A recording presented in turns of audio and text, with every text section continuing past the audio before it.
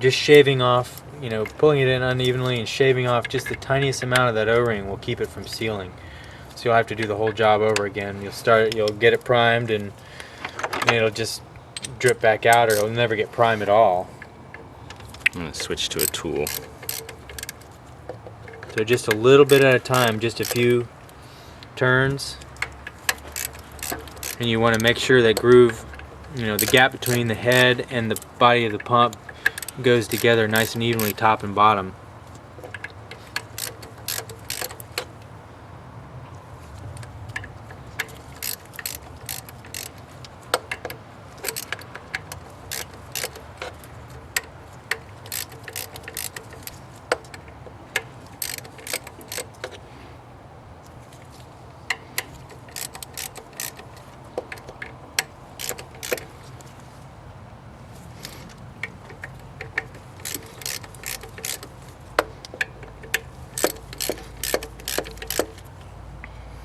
So we're getting pretty close for the head, to be all the way back in.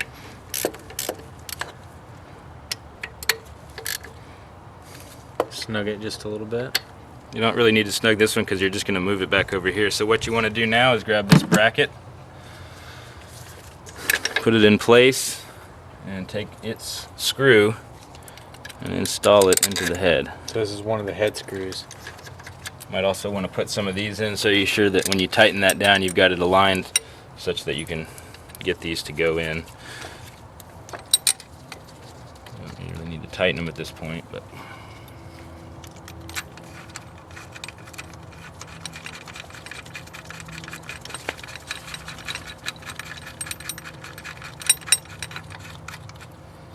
I will anyway.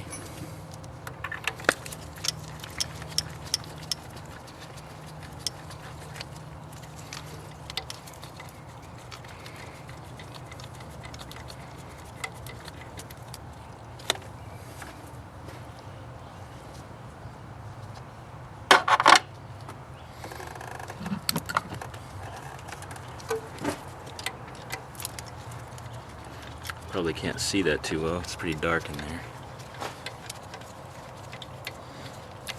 Now I'm going to snug this one up down there in that corner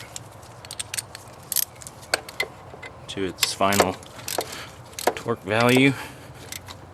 It's about 10 or 15 pounds? Yeah. And just good and snug. Now I'm going to pop this one back out and move it back to its original location.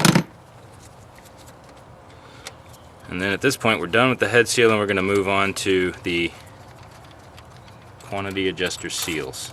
I'm going to put that shut-off solenoid back in. Right, yeah.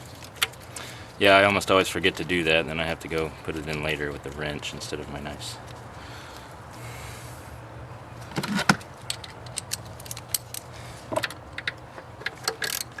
This one can get torqued. This one can get torqued. The two back ones, you can go ahead and run them in all the way. Alright, so next step. This shut-off solenoid comes with an O-ring in the kit, but I found that it's really not necessary to change it. It never causes a problem, so I'm just going to put it right back in. If you encounter any resistance when you're screwing it back in, the plunger may have fallen out and into some weird orientation, so you just need to make sure and back it out and check that. Just tighten it pretty good. Okay, moving on to the quantity adjuster. Let's get it up here where we can see it. We're just going to grab the seal, same way we grab the head seal. You got to be very, very careful here not to gouge the sealing surface, the groove. Just stick it into the seal itself and lift out. Hook the seal and then take it out, and it's nice and brittle, kind of hard. Sometimes it'll come out in different pieces. You just take some blue rags maybe and clean the gasket surface.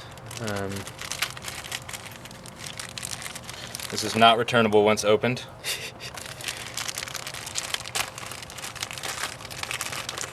And you want to make sure you try to put the right seal back in the right spot. So in the Bosch seal kit, there are two rectangular seals, and you can match them up to the old seal before you put them back in there. There's a little arrow. And these are Viton seals also. They're from Bosch. They come as Viton, and so they're compatible with all fuels. You can also see this. There's a keyway. There's a little triangular notch on the edge of the quantity adjuster. This is the lower quantity adjuster seal that you need to match up. As I said before, this pump was extraordinarily clean, but you're probably going to have a lot of buildup here in this area, so you just want to kind of wipe that off. Just knock off as much as you can. Just get this area cleaned up a little bit. Make sure you put the new seal in. That's upside down. You match up that notch. Just make sure it's down in the groove. Might take a quick wipe on the surface on the body of the pump with the new paper towel, just to and wipe away from the body of the pump, just to, so you're not knocking anything into the pump. Okay, this is very important that you get this quantity adjuster rod into the control collar you can see that recess. that hole down in there, and you just want to make sure, yeah, you're going down in there. And you can see it almost all the way up until the last second. And that's pretty sure that went in. So I'm just going to get my marks lined up roughly. Grab one of my quantity adjuster bolts. And grab myself a T30 to run it in with.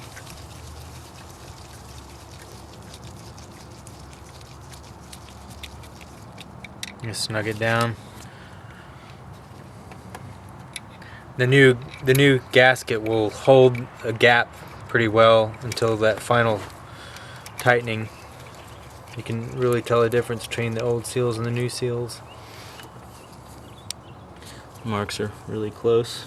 You just really have to eyeball those cuts in the body of the pump and the quantity adjuster, try to get it lined up, because when you start up the engine for the first time, if you have it too far off, it can either do one of two things. It can either not want to idle at all, or it'll start up and then keep accelerating because that motor rod is holding the collar down inside the pump. It's holding it too far to the driver's side, so you're throttling up the pump.